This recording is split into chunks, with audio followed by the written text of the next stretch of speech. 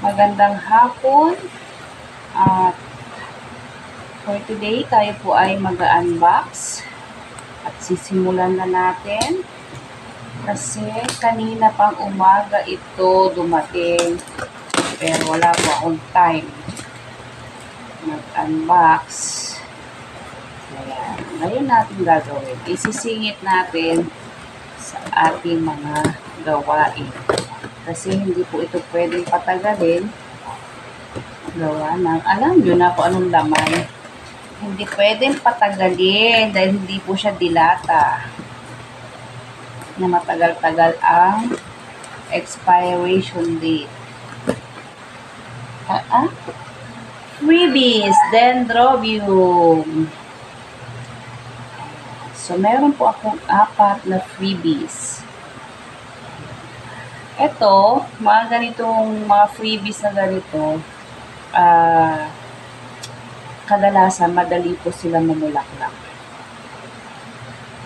Ano na sila, running to blooming size.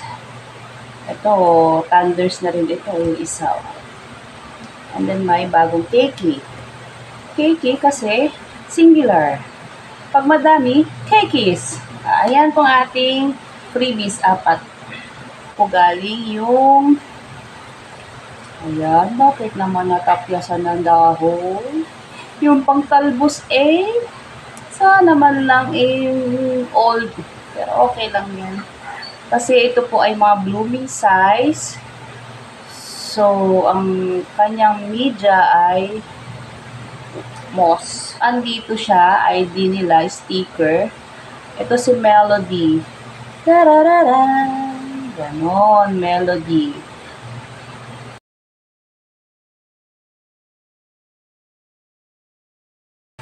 Diba? Yan. Number 2. At number 3. Oh my G. Grabe, lalaki na mga ugat. Tuwang-tuwa ako pag galit na galit yung mga ugat. Ayan, green na green yung mga ugat. Diba? Mas malapad yung ano niya, yung dahon. Malapad yung dahon nitong isa. Diba? Na para siyang pa-oblong. Iba. Ito naman si lantern.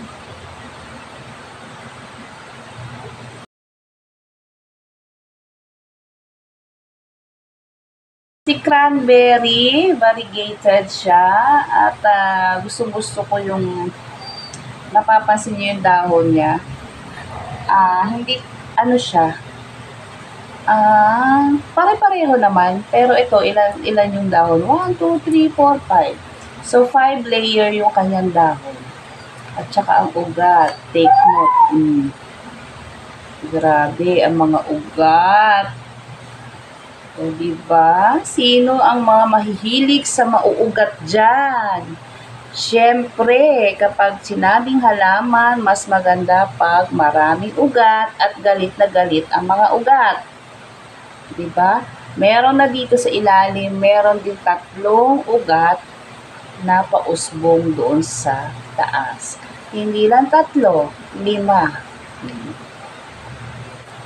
Ito rin isa pang variegated, pero mukhang kailangan na siyang isuk sa tubig dahil dry na.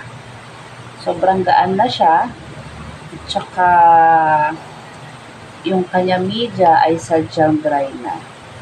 So ito, madali lang naman yan.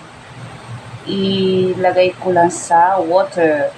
Ito si Dambu. Si Dambuwala. So ito po ang ID niya ay Dambu. Si Dambuwala daw. Ayan, diba? Variegated yung lightly. Slight lang yung variegation niya sa gilid. Compare this one. Napakaganda. Diba? So, may prepare ako doon na organic na. So, ilulublog ko lang sila. OMG! So, uunahin ko muna yung yung dry na dry.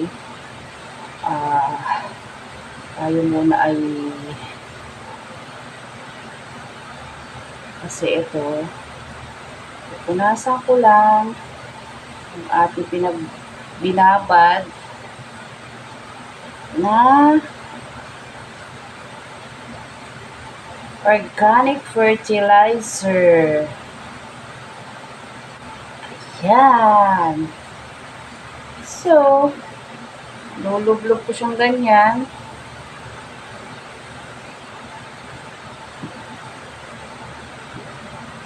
So, tutulungan ko na siya kasi talagang napakagaan na. Hindi na balanse ay.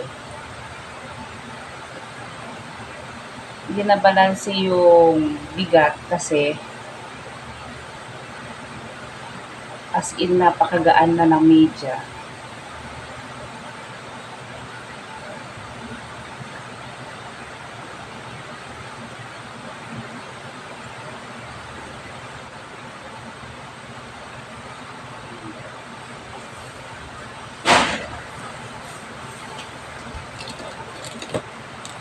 Sunod ko tong isang as in dry na dry.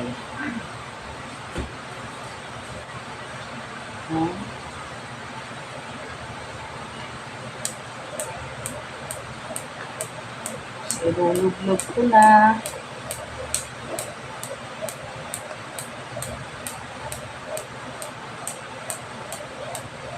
Itong apat, mukhang palalagay lang nila ng i-spray lang nila ng fertilizer kasi andun pa yung kulay blue. In-order ko nung una na seedlings kasi inoobserbahan ko sila. Di ba diniretso ko siya sa pot, didilagyan ko lang ng media. Nag-experiment ako ilagay sa maliliit na na bark sa kahoy. Ayun, mas gusto nila, even yung mga katleya ko, mas gusto nila yung nasa hindi naman driftwood, parang mounting, pero wala naman design yung yung kahoy. Basta binalatan ko lang yung kahoy na tuyo na, din hinati ko sa gitna, at doon ko po kinapit. Ngayon, ang talagang sinusundan ng ugat ay yung mismong kahoy, kung saan ko siya tinali. And then, dahil nasa basket din sila, so maliliit na kahoy yung ginamit ko. Dahil nasa basket sila, nilagyan ko ng coco cubes at saka uling. Napapansin ko talagang yung kahoy kung saan ko sila tinali, doon sila gumapang yung ugat. Kaya hinayaan ko na. So minsan kasi sa paghahalaman, kailangan din talagang gawin ang lahat. Pagka medyo napapansin na medyo mabagal yung pag-produce ng ugat, yung ganun ginawa ko, nilagay ko, tinali ko siya sa mga kahoy, yung mga katleya. Tapos, inobserbahan ko yung iba na hindi ko tinali, kumbaga nilagay ko lang sa basket and then nilagyan ko rin ng media, wala, mabagal. Pero hindi ko na rin gagalawin kasi yung ibang ugat nakakapit na rin po dun sa mga coco cubes. Pero hindi ganun kabilis yung pag-produce ng ugat. Ayan. So, ito siya. Ayusin ko lang yung mga dahon, mga kaibigan. Oh, ang galing oh. Kumbaga, yung ugat, malalaman mo kaagad pagka nabasa, nag-green kaagad.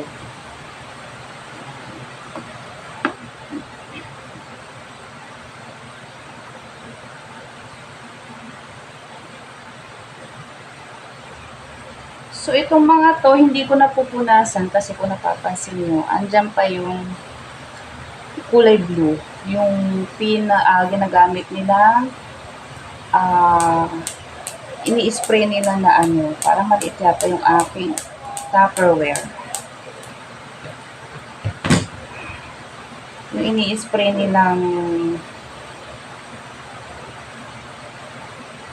fertilizer. Ito, si variegated, si cranberry, basa pa naman. So, dito ko nilagay sa Tupperware kung saan kasya sila para hindi matumba. So, hindi ko muna sila gagalawin.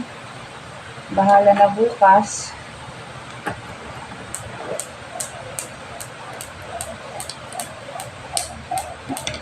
Wow, naman ito, oy. Nasaktan.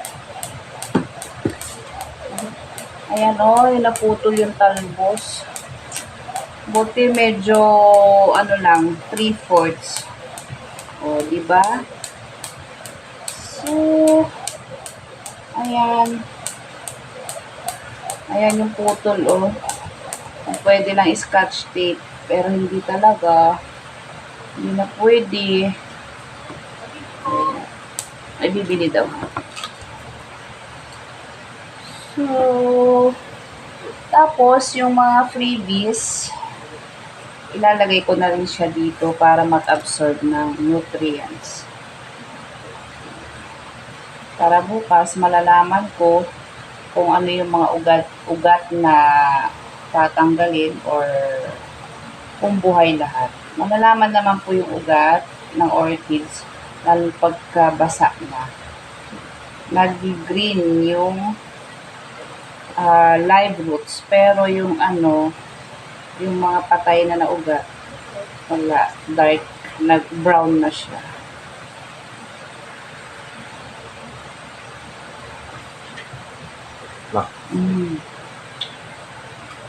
Yan.